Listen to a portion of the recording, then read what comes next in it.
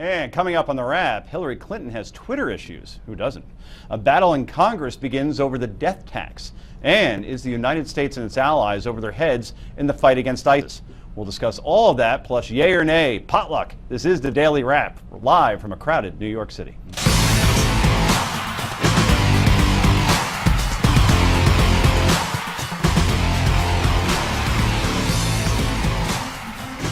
And joining me, as usual, is SiriusXM host, Forbes.com columnist, and the next U.S. ambassador to Cuba. I like that one. Yes. I'm in. For obvious reasons. All the cigars I can smoke. Thank you. Exactly.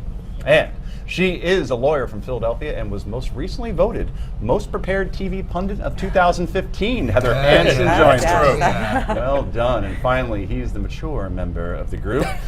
Editor of the Wisdom Daily and a Newsmax insider. Rabbi Brad Hirschfield joins us. Okay, let's get right to the Daily Download.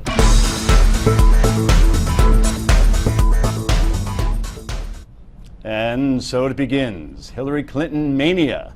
Even though Marco Rubio is now officially in the race, the media's focus, as you know, and we're doing it first too, so who are we, solely on Hillary. Her non-existent Twitter followers are ecstatic. And did I mention the media has lost its mind? Coming up right here, right behind our camera, here it is. There she goes, and Secret Service following behind her. Okay, they're going around to the back, so we're not gonna, you can see the media running behind me here to chase the Scooby van. Wow. And she's going around to the back. Wow, they're... All right, and we'll see her very soon. Guy in the orange pants is pretty quick. Alex, I mean, I'm looking at these people. Wow. All right, now, orange pants, he's really outnumbered now by all of the people that are racing around the back. Yeah. Hey, the reporter, was it intern day at MSNBC? What was he, 12? Meanwhile, for the record, I had 6-to-1 odds on the guy in the orange pants, while Rick had, what, the guy wearing the blue jacket, right? It looks like he got there. Yeah, as usual. I think he's his chauffeur now. Probably. Anyway, as you can imagine, Lame Duck Daily Show host Jon Stewart was all over the media blitz. Meanwhile, as she was ordering a new face in the race for president, Senator Marco Rubio announcing he's running. Oh, bad luck. How could Rubio have known that on the exact same day he was launching his candidacy, Hillary Clinton would eat lunch? Yep, Marco who? The big question is, did she order guacamole on her burrito bowl? Was it steak or chicken? So many questions that need to be answered. And the news media didn't just cover Secretary Clinton's fast food choice. They went all in. The only Clinton sighting came at a Chipotle. She's just like us. She eats at Chipotle. Security video captured her ordering a burrito bowl. She stopped at a Chipotle in Ohio. She had a chicken burrito bowl with black beans. I believe she also got an iced tea. She also ordered guac. How many napkins? Jon Stewart, Associated Press, how many napkins did she take? I bet it was 3. Could have been 4. Tell me. Call yourselves a news network. How many napkins? Anyway, I'm sure John Fund has a few things to say about this. He is a Newsmax TV contributor. John, I have a feeling Hillary hysteria not going to end anytime soon. You know, in television, I knew they made people who work in it do a lot of embarrassing things. This is about the worst. And that's coming from a veteran, a guy who's seen in many, many campaigns. But yeah, this is something, it would be one thing if Hillary Clinton were a new candidate popping onto the scene a la Barack Obama in 2008, but she's been in the public eye for 23 years. Here's my question for you. If you want to brand yourself as somebody new and exciting, is it a good idea to name your campaign van after something that was featured in a 60s cartoon? Oh, come on, everyone loves nostalgia, especially Hillary, because she's really the early 90s. It's a very Okay. Wow. All right. The bottom line here is Hillary Clinton basically would love to coast the next 10 months through the Iowa caucuses. The less news, the better.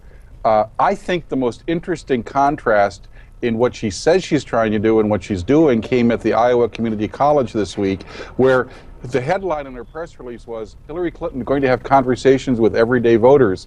But all of the students in the college were in lockdown. as she was walking through the halls. They couldn't come out and see her. They basically had to stay in the rooms for security reasons. So she wants to have conversations with ordinary voters, except the ones she locks in their classroom, and only the ones that she wants to talk to. As much as I hate to admit it, Pundits, Rick Unger, you're right. That did happen, and it's unbelievable. That said, don't you think that her opponents are kind of shooting it a little bit early? All these silly memes that have developed over the last few days, who cares? I mean, when are they going to start looking at her policy positions? When and she announces her policy positions. I knew you were going to say that. When she gets some, right? John was so excited the camera actually shook when he made that. But that is true. The 4-minute announcement did not have any real policy positions. It barely actually, I'm the media guy, so let me put on that hat for a moment. It barely featured one person pretty notable, Hillary Clinton. Right. She was barely in the video. And I think... Best instant coffee commercial ever. Yeah, absolutely. Let me just end it here, John. So I think Twitter helps Hillary Clinton because she can control her message and doesn't have to meet with reporters as much. She could just send it out to her 3.3 million followers. Apparently 2 million are not real. Well, that's what some reports say. We all know what Hillary's motto for the campaign should be: hiding in plain sight. Yes, and as an impromptu candidate, she certainly doesn't have the instincts of of Bill Clinton. That's true. John Fund, thanks so much for joining us from nearby New York.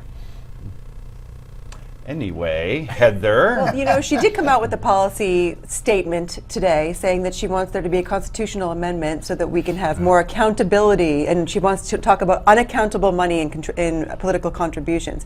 Doesn't she want to raise $2 billion? Is that before or after the That's billion the goal? absolute irony of it, is, you know, talking about accountability with all of the email issues that she's had over the past few months, the amount of money that she's raised, the way that she's raised it, the Clinton Foundation, what role that has in raising the money. It's just absolutely beyond my comprehension that that's going to be the first thing that she comes forward with. You know why it's beyond your comprehension? Because you live in our little bubble. And I think she's taking it, or taking the Gruber approach here, which is a lot of people aren't paying the attention the way we are. And when she says that, it's the first time they're hearing it, saying, yeah, there is too much money in campaigns. And in 2017, we absolutely should change that. Brad Hirschfield. They are, but she's going to get caught, because what people don't know doesn't mean they're stupid. And the truth is, I don't question her wisdom, and I certainly don't question her ambition. She's probably the most ambitious human being on the planet. But she has no sense of irony, and she has no sense of self-awareness. And she's going to get Romnified in ways that they didn't even do to Romney. And it doesn't matter how many burrito bowls she eats. She is who she is. There's a lot of substance there, but self-awareness and irony, she don't got. Okay, well, we have to end it there, unfortunately. Rick would love to get your thoughts on this, and we'll have 19 months to do that. Coming up next, it's tax day, and there's a fight on Capitol Hill right now over the death tax. Somebody get a defibrillator. This is the Daily Wrap, only on Newsmax TV.